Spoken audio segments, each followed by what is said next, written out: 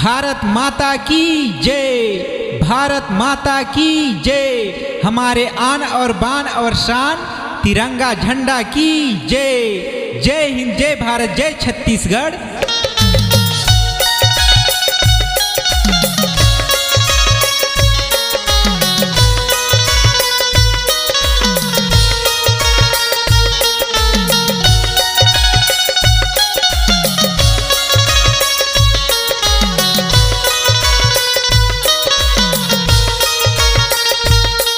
चल संगी रे जाके झंडा फहराबो ना, चल संगी रे जाके झंडा फहराबो ना, चल संगी रे जाके झंडा फहराबो ना, जाके झंडा फहराबो ना। तीन रंग के रंग मारे थे फूल मा सजाए रही थे, तीन रंग के रंग मारे थे फूल मा सजाए रही थे रे। चल संगी रे जाके झंडा फहराबो ना, चल संगी रे जाके झंडा फहराबो ना।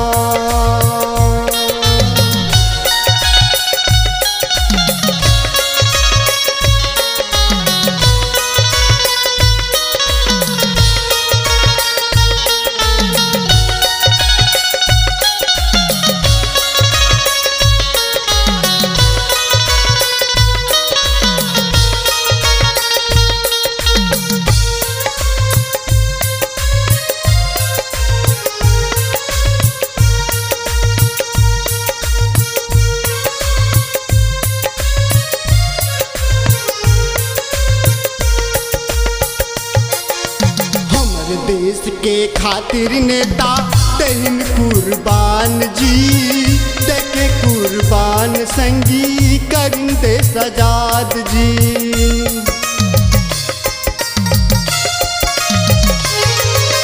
हमारे देश के खातिर नेता दहिन कुर्बान जी, देखे कुर्बान संगी करिन देश आजाद जी।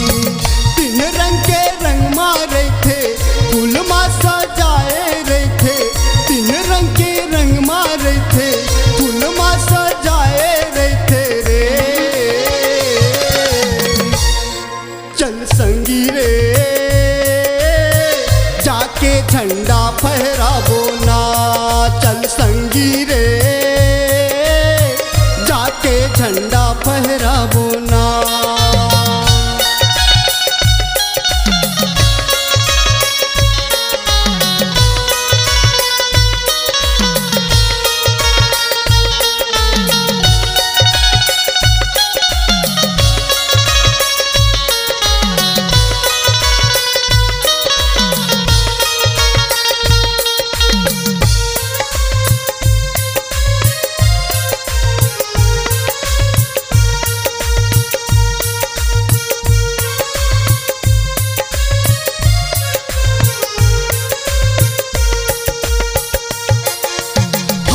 देश के झंडा संगी बड़ा ओकर शान है, भाई बहन सब कोनो करत है सलाम है।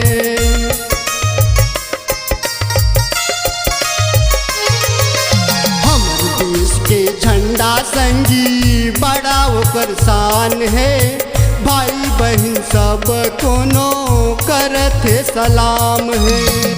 तीन रंग के रंग मारे थे फूल मा सजाए रहे थे, तीन रंग के रंग मारे थे फूल मा सजाए रहे थे रे। चल संगी रे जाके झंडा फहराबो ना, चल संगी रे जाके झंडा फहराबो ना, चल संगी रे जाके झंडा फहराबो ना, चल संगी रे जाके झंडा फहराबो ना, चल संगी रे जाके झंडा फहरावो ना।